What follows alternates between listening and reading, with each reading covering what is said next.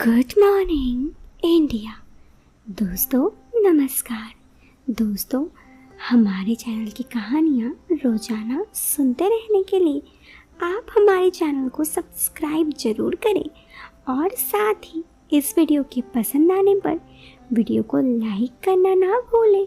चलिए अब इस कहानी को शुरू करते हैं। मैं पूजा वर्मा आज अपनी ज़िंदगी की बीती एक दास्तां आप लोगों के सामने लेकर आई हूँ। मेरी उम्र अभी 25 साल है। मेरी शादी को हुए करीब 2.5 साल हो चुके हैं। मेरे पति एक सरकारी फर्म में काम करते हैं। शादी मेरी यूँ तो अरेंज मैरिज हुई थी, लेकिन शादी के बाद भी हमारा रिश्ता बहुत ही अच्छा चल रहा था और सब कुछ बिल्कुल सही चल रहा था। हुआ कुछ यूँ कि मेरी एक जॉइंट फैमिली में शादी हुई थी। शादी से पहले ही मुझे ये बात पता थी। मेरे ससुराल में मेरे पति के साथ साथ मेरे भसुर और उनकी वाइफ मतलब भाभी, मेरी सास ससुर रहते थे। मेरे भसुर जी यही एक प्राइवेट कंपनी में काम करते। अक्सर उनका काम घर से ही हो जाया करता था और अगर बात मेरी भाभी जी की करें तो वो एक हाउसवाइफ थी। मेरी सास अक्सर अपने बेटी के घर यानी मेरी ननद के घर जाती आती रहती। मेरे ससुर जी की मौत कई साल पहले ही हो चुकी थी। शादी के बाद मैं अपने पति के साथ कई सारी जगह घूमने भी गई थी। मेरे पति बहुत ही शौकीन इंसान थे। उन्हें घूमना फिरना बहुत अच्छा लगता और इसी वजह से मुझे मेरे पति बहुत अच्छे लगते। वो काफ़ी शौकीन थे तो मुझे हमेशा जब भी उन्हें मौका मिलता कहीं ना कहीं घुमाने ले जाते। यही सिलसिला काफ़ी महीने तक चलता रहता। खैर, इसके विपरीत मुझे जितना लगता कि मेरी जो भाभी थी यानी मेरी भसुर की जो वाइफ थी वो अपने शादीशुदा ज़िंदगी में कुछ खास खुश नहीं थी, क्योंकि मैं हमेशा उन्हें दुखी ही देखती। कई दफ़ा मैंने पूछने की कोशिश भी की। पहले पहले तो वो हमेशा यही बोलती कि कुछ नहीं, लेकिन एक दिन जब मैंने उन्हें जिद करके पूछा आपकी रो क्यों रही हो, ये बात मुझे तब पता चली जब मैं उनके कमरे पे गई तो रोने की आवाज़ आ रही थी। मैं उन्हें जाकर पूछी कि क्या हुआ तो वो कुछ नहीं बोली कुछ नहीं, लेकिन फिर दोबारा पूछने पर उनके आंखों से टप टप आंसू गिरने लगे। तब मैंने उन्हें पूछा कि बताएंगी, अगर आप बताओगी तो मैं आपकी ज़रूर कुछ मदद कर सकती। इस पर जो वो बोली वो सुन मेरे रोंगटे खड़े हो गए। मेरे भसुर जी कई बार उन पे हाथ उठाते। वो ये सब बात कुछ नहीं बोल पाती। मैंने उन्हें कई बार ये भी कहा तो आप ये सारी बातें सासू माँ को क्यों नहीं बता देती, तो उनका कहना था कि वो कुछ नहीं कर पाएंगी। मैंने कहा आप अपने मायके में बता दीजिए, तो उन्होंने कहा कि उनके मायके वालों के पास ज़्यादा पैसा नहीं था और मेरी सास को भी ये बात पता थी कि उनके पास ज़्यादा पैसे नहीं हैं और वे लोग बहुत ही गरीब परिवार से हैं। इसीलिए मेरी सास ने मेरी भाभी को शादी कर ले आई थी, क्योंकि मेरे शादी के बाद पहले से ही मेरी भसुर की आदत बिल्कुल सही नहीं थी।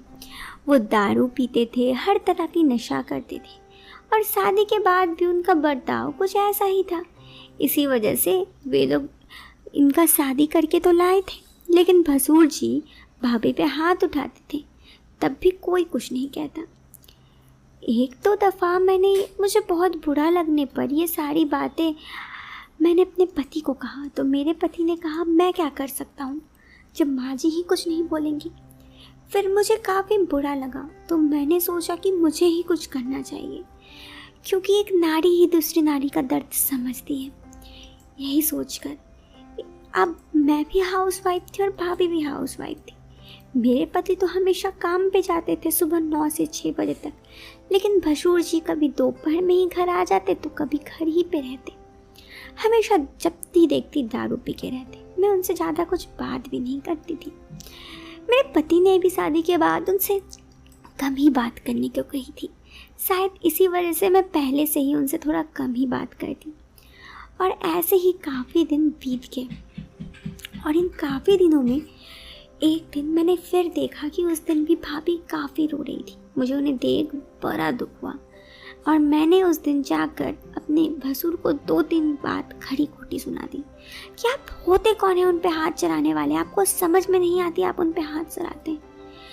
ये सब बात पर भाभी मुझे मना करने लगी तो मेरे सामने भसुर जी ने पहले तो भाभी को दूसरे कमरे में बंद कर दिया और फिर मेरे साथ मैं बहुत मना की लेकिन नहीं सुने और फिर उसके बाद उस कमरे से चले गए।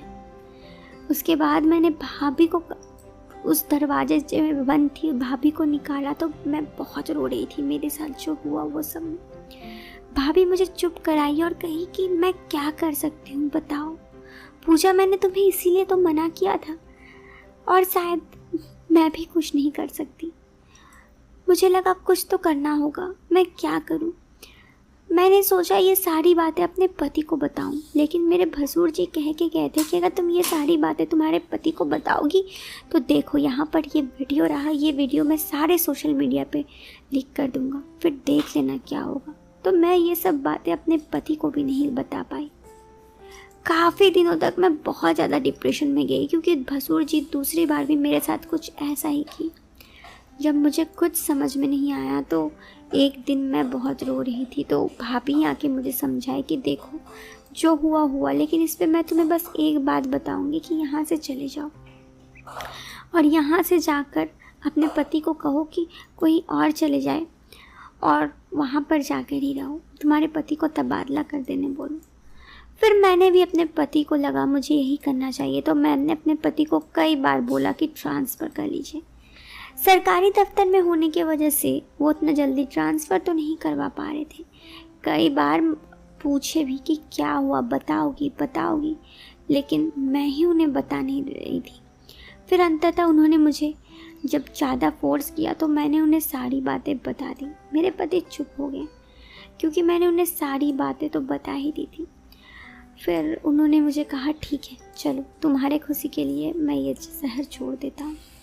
फिर मैं अपने पति के साथ दूसरे शहर आ गई। यहाँ पे मैं खुशी खुशी रहने लगी, लेकिन जो सब कुछ मेरे साथ हुआ वो सब के लिए मुझे काफ़ी बुरा लगता था और बुरा इस बात का भी लगता था कि मैं उस भाभी के लिए, मेरी भाभी के लिए कुछ कर नहीं पाई। लेकिन अब मैं अपने शादीशुदा ज़िंदगी में पुरानी बातों को भूल आगे बढ़ गई हूँ। यहाँ पर आए हुए मेरे 1 साल हो गए हैं नए शहर में और मैं अपने पति के साथ बहुत खुश हूँ। एक वही इंसान है जो मुझे सबसे अच्छे से समझते हैं। बस इतना ही मेरे लिए काफ़ी है। दोस्तों ये कहानी तो यहाँ पे ख़त्म हो गई। आपको ये कहानी कैसी लगी आप कमेंट बॉक्स पे अपनी राय ज़रूर दें। वीडियो के पसंद आने पर आप इस वीडियो को लाइक कर सकते हैं। चैनल पे पहली बार आए हैं तो सब्सक्राइब करें। मिलते हैं फिर एक नए वीडियो में एक नया इंटरेस्टिंग टॉपिक के साथ। चलन बाय, टेक केयर।